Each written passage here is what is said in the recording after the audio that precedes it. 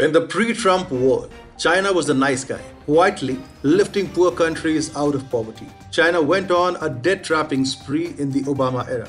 From Maldives and Sri Lanka to Kenya and Tanzania, China's expansionist ambitions knew no bounds. All was well and good until the unpresidential president arrived. The pushback from Trump-led America was so fierce that China fell apart like a house of cards. As trade war crippled China, more and more countries began protesting China's rising hegemony in their respective nations. Then, through a cruel twist of destiny and with generous help from loopholes in American democracy, Trump was replaced by 78 years old Joe Biden. Joe Biden's coming and China's bounce back was almost simultaneous. And now, China is on its way to attaining its pre-Trump era glory as Joe Biden sits in his office looking like a fool.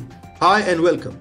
This is TFI Global, the foreign affairs and geopolitical analysis arm of the TFI Media Group, and I'm your host Atul Mishra.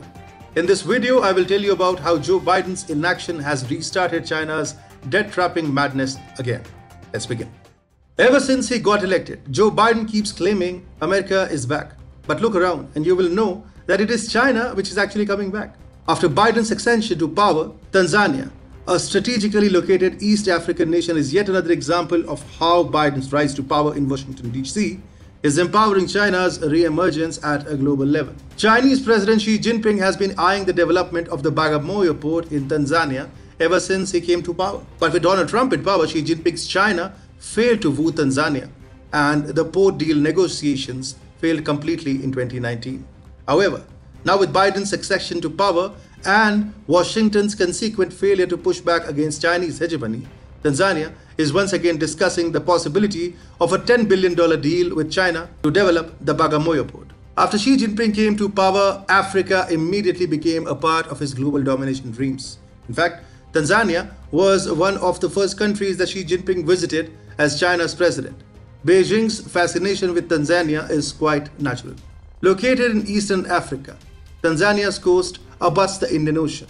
The Xi Jinping administration therefore hoped to develop Bagamoyo port in Tanzania as a gateway into Africa. China also wanted to develop Bagamoyo port as East Africa's export hub because the port of Dar es Salaam was too congested and facing frequent traffic jams. Jinping reaped initial success with the then president of Tanzania, Jakaya Kikwete. The two leaders agreed upon a framework agreement between China Merchants Holdings International, China's largest port operator, and the government of Tanzania in order to make a roadmap for the ambitious port project worth $10 billion. In 2013, it was all right for Tanzania to accept Chinese investment. At that time, China was a rising power, and as such, it didn't share a contentious relationship with the United States of America. But things started changing after Trump assumed office as the US president in 2017. As the US president, Donald Trump was easily the biggest anti-China hawk the world had seen in a long time. Trump's Indo-Pacific policy was such that all the countries in the region were prompted to distance themselves from China.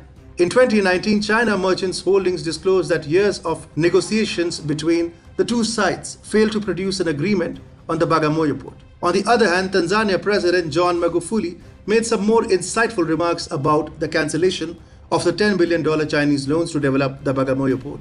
He said that only a madman would agree to the conditions of the Bagamoyo port deal. There are two main conditions that irked the former Tanzania president. Firstly, China would build the port on the condition of getting 30 years to guarantee the loan along with an uninterrupted lease for 99 years. Secondly, China demanded that Tanzania would not raise a concern about whoever invested in the port. That implied that China could use the port for any purpose, including as a naval base, and Tanzania wouldn't have a right to question Beijing. Magufuli had rightly called the terms of the deal exploitative and awkward. Also, China wanted that Tanzania doesn't build any other port from Tanga in the north to Mtwara in the south once the construction of the Bagamoyo port was completed. Again, it meant that China wanted complete autonomy in a part of Tanzania's territory in order to avoid any competition. Beijing was actually looking to belittle Tanzania's status as a sovereign nation. Yet, Trump's success in driving Tanzania away from China hasn't lasted for too long. Tanzania's former president John Magufuli passed away recently, and the new president, Samia Suluhu Hassan, has said that the country will look to revive the port project. At a gathering of the Tanzania National Business Council Hassan said, "Regarding the Bagamoyo port project, let me give you the good news that we have started talks to revive the whole project." She added, "We are going to start talks with the investors that came for the project with the aim of opening it for the benefit of our nation." Meanwhile, China's state-owned Xinhua news agency reported that Xi Jinping had called Hassan 5 days before the announcement about the Bagamoyo port. As per Xinhua, during his telephonic conversation with Hassan, Jinping said China is ready to work with Tanzania to consolidate political mutual trust and strengthen mutual support. Jinping added, "China always views and develops the China-Tanzania relations from a strategic and long-term perspective and firmly supports Tanzania in taking the development path in line with its national conditions." Now, Tanzania seems to be warming up to China all over again. The change of leadership in the East African country might have a role to play, but it would be imprudent to discount the role that Joe Biden has to play.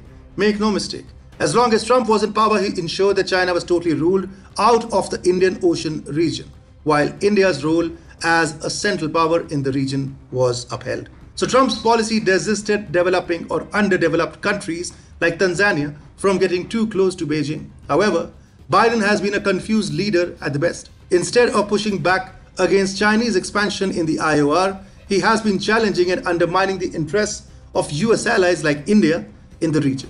Countries like Tanzania, of course, take the wrong signal when a US president behaves like this. Biden's failure to check China is now leading to strategic disasters. Biden's soft approach towards Beijing is leading to the paper dragon's re-emergence, and Tanzania is the first country falling prey to growing Chinese influence all over again.